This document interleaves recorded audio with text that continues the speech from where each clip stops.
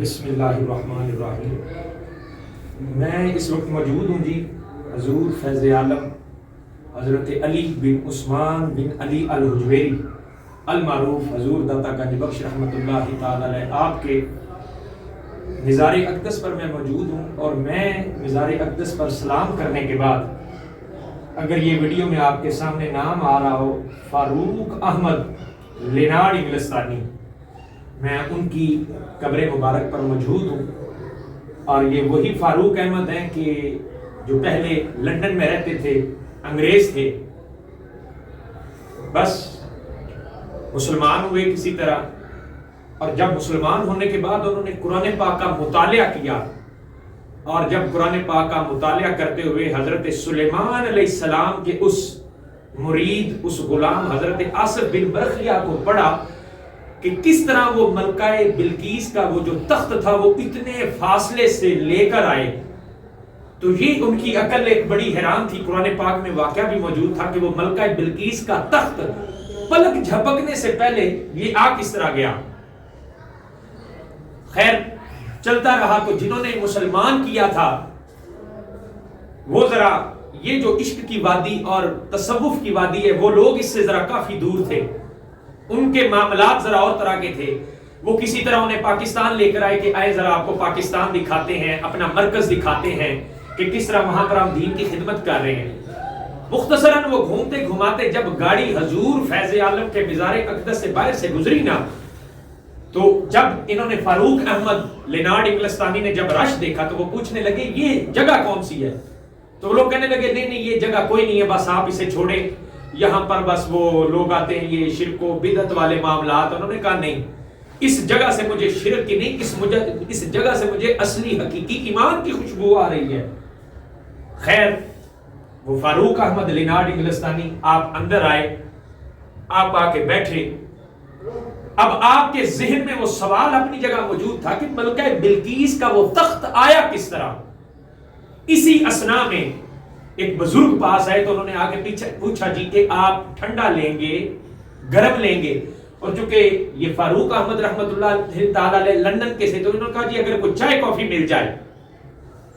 تو پھر ٹھیک ہے۔ جب آپ کو چائے کافی ایک کپ میں پیش کی گئی، آپ وہاں پر بے ہوش ہو کے گر پڑے۔ جب تھوڑی دیر ہوش آیا تو لوگوں نے پوچھا کہ حضرت کیا معاملہ بنا؟ کہا میں یہ دیکھ کر حیران ہوں کہ یہ جو کپ، اس کپ میں لندن میں بیٹھ کر اپنے گھر میں چائے پیتا تھا، یہ لندن میں میرے کچن میں کپ موجود تھا، یہ کپ کیسے یہاں پر اسی اثنا میں میرے پاس آ گیا؟ تو تب انہیں یہ جواب ملا کہ یہ اولیاء ہیں، یہ ولی ہیں جن کو اللہ تعالیٰ کی ذات یہ طاقت بخشتی ہے کہ اللہ تعالیٰ کی دی ہوئی طاقت سے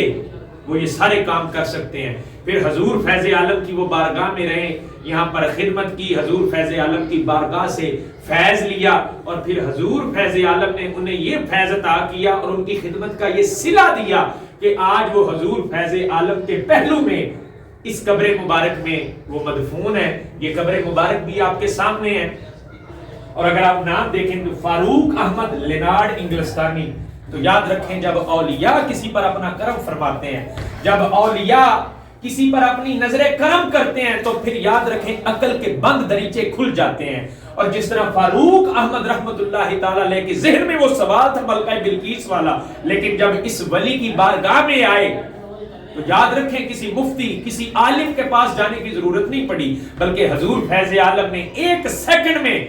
وہ کپ ان کے گھر سے اٹھا کر جب یہاں پر پہنچا دیا، ان کے سارے سوالات حل ہو گئے۔ تو اس لیے پھر ہم کہتے ہیں نا کہ نگاہ ولی میں وہ تاثیر دیکھی، بدلتی ہزاروں کی تقدیر دیکھی۔ تو یہ فاروق احمد لینارڈ انگلستانی، یہ حضور فیض عالم کے، حضور سیدی مرشدی و مولائی حضور داتا صاحب رحمت اللہ تعالی علیہ، یہ آپ کے فیض یافتہ ہیں، اور دیکھ لیں ولی نے یہ انعام دیا کہ آج وہ ولی کی بارگاہ میں آرام فرما ہے۔ اللہ تعالی ہمیں ان پاک اور یہ جو مقدس اولیاء کے دربار ہیں، اللہ تعالی ان کے ساتھ ہمارے تعلق کو مضبوطی کے ساتھ، ہمارے تعلق کو نسبت کو جوڑے رکھے، اور اللہ ہمیں کہ حضور فیض عالم کو جو فیض عطا کیا وہ فیض کے خزانے پورے دنیا میں عالم میں بڑھتے رہیں۔ یہ وہی فیض ہے جو حضور خواجہ معین الدین چشتی اجمیری رضی اللہ تعالیٰ عنہ آپ کو بھی حضور فیض عالم نے عطا کیا، اور جب آپ کو وہ فیض ملا تو حضور خواجہ معین الدین چشتی رحمت اللہ تعالیٰ علیہ آپ بھی یہ کہہ اٹھے کہ گنج بخش فیض عالم مظہر نور خدا ناقصاں را پیر کامل کاملا را رہنما۔ اللہ تعالیٰ کی ذات حضور فیض عالم کا صدقہ امت مسلمہ کی مدد فرمائے، وما علینا الا البلاغ۔